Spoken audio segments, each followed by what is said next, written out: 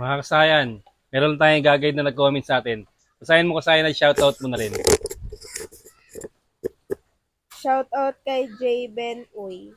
Idol, paano pag Rosie 125? Thank you po, Idol. Nag-comment siya sa Nipro Music, Rapid Backfire, paano ilagay sa Euro Racing 110. Ito siya kasayan ha. Rusi 125, parehas din naman siya ng Motorstar 125, TMX 125, nagkakaiba lang sila sa CDI. Sa CDI natin ilalagay. Dahil mas malakas daw pagka sa CDI ilalagay. Ito kasayan na itong Nipro natin, nakalagay sa busina. Yan siya ha. Nakalagay sa busina yung ating Nipro ha. Ngayon naman, ilalagay natin sa rapid backfire na katulad nito. Tatanggalin muna natin itong tangke, tapos itong upuan na katulad nito. Kaya nakasayan, ito, nabuksan na natin dito. Itong ang hanapin na natin dito, yung ating CDI. Ito siya ha. Halimbawa, ang CDI nyo ay 4-pin CDI na katulad nito. Ganito yung pormahan ha. Hanapin lang natin yung pulser. Hanapin nyo yung pinaka-kuntil na katulad nito ha. Ito yung pulser niya, no? Kasi ito, iba na kulay. Ito. Blue-white dapat yan o blue-yellow. Ito yung pulser sa taas. Kung 5-pin naman yung, ano nyo, 5-pin, yung inyong CDI, ito sa may taas din. Dito. Ayan, sa kanan ha. Sa kaliwa. Pag gagato yung forma yun, sa kaliwa, sa taas. Pulser ground yan eh. Ngayon, kung 6-pin naman, ayan yung pulser nyo. Ito siya, oh. Blue-white o blue-yellow ha. Sa kaliwa din, ito siya. Dito nyo lang siya ilalagay. Tapos, ang gagawin natin, pag nakuha natin yan, yung pulser, ano, itong Nipro natin, pwedeng blue, pwedeng brown. Pwedeng pagsamahin nyo na ilalagay nyo dito sa may pulser. Ito, ilalagay natin to rito ha, itong isa ha. Kahit alin sa dalawa po pwede. Tapos, itong isa, din na natin gagamitin to. Yan, lagay natin sa pulser yan ha. Ito, tingnan nyo to ha. Magkakatay dyan, lalagyan natin sa pulser. Tapos, itong red, para mas madali, ilalagay natin sa positive ng battery. Pero padadaanin natin sa switch. Yan, ganyan magiging forma niya, ba? Forma ko lang sa inyo bago ko siya i-tap. Tapos ito, ilalagay natin sa positive. Tapos yung black, ilalagay natin sa negative. Yan, ipoporma namin sa kami babalik. Ito na siya sa no? Ito yung Nipro natin. Ito yung galing CDI na pulser natin ha. Lagay natin siya dito sa kulay blue. Kulay blue o kulay brown. Pwede rin pagsamahan nyo yun na yan. Pwede rin yung dalawa na yan. Pwede nyo ilagay. Tapos ito, lagay natin sa switch. Positive ha. Bali, kumuha na tayo dito ng supply sa battery, negative at positive. Para kung gusto natin tanggalin, mas madali nating matanggal. Ito lang yung isa galing sa CDI, yung pulser. Ito ha. Nipro, papunta ng switch. Ito siya oh. Yung positive ng Nipro, papunta ng switch ha. Tapos yung isa, yan, papunta na sa positive ng battery.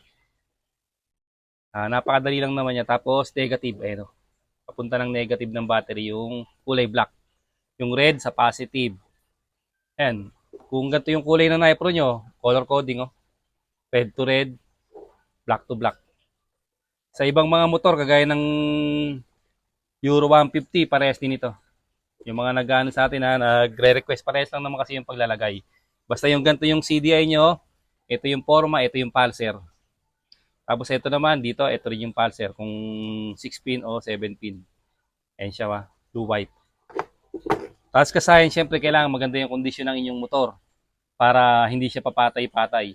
Pero ito, nangangailangan ito ng mas mataas na RPM, mataas na minor para mas hindi siya mamamatay. Pero mas maganda syempre nagre-rev kayo, nagre-revolution kayo kung ayaw nyo mamatay yung inyong motor. Kasi ito yung selector nyo, kailangan pagbukas nyo, pag binuksan nyo na yung switch, kailangan gagana na siya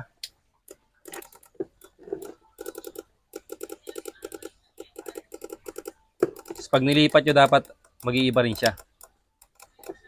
Normal lang kasi na meron talagang number na ayaw gumana. Talagang patay ng patay yung motor pag yun ang gagamitin nyo. Mas maganda pa rin meron kayong switch Kaya yung nakaraan, wala tayong switch kasi walang battery yon. Kahit mag-switch ka pa, ganun din. Naglagay rin tayo ng Nipro sa walang battery, pwede siya. Ayan na, gumagana na kagad siya, wa. Yun naman din ang pagpiluksan natin, yun din, yun din naman ang magiging gagayahin niya. Bukas natin. Bago nyo siya bubuksan, para hindi mahirapan mag-start, off nyo muna to. Tapos pag on nyo, kailangan naka kayo sa silinyadora, nakalaro kayo para hindi siya mamatay.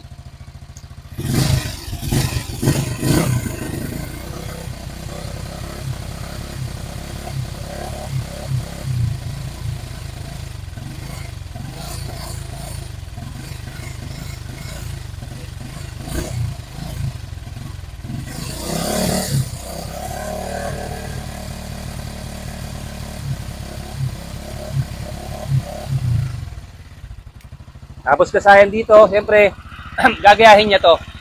Pero ang pinakamaganda yung tunog na magagawa dito, pag lagi kayo naka-revolution o tumatakbo yung inyong motor. Nasa daan kayo, mas maganda siya kasi tuloy-tuloy siya. Kung tuloy-tuloy yung throttle nyo, mas maganda, tuloy-tuloy din yung music na mas may maunawaan. Tsaka nasa tambutso rin. Kung mas open yung tambutso nyo, siyempre, mas malakas yung magiging tunog ng inyong Nipro. Ganito lang yung gagawin nyo kasi makukuha nyo naman yan. Siya ha? Siyempre, pag mapapansin nyo kung mamamatay, kailangan nyo lang siyang i-rep. Ayan.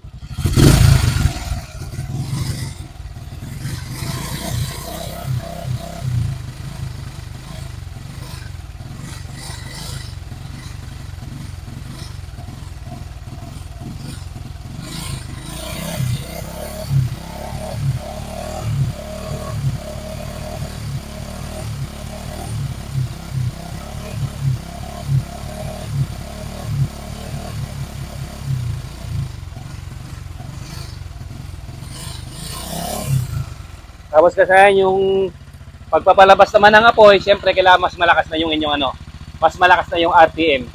Makukuha nyo yan kasayan, simple lang yan. Kailangan lang ng kondisyon ng inyong motor, hindi papatay-patay at saka tumatakbo kayo. Pag tumatakbo kayo o lagi naka-rev, makukuha nyo yung hinaharap nyo sounds. At kung maganda yung tambutso nyo, mas maganda rin ang magiging tunog. Ganito lang mga kasayan. Salamat sa panonood.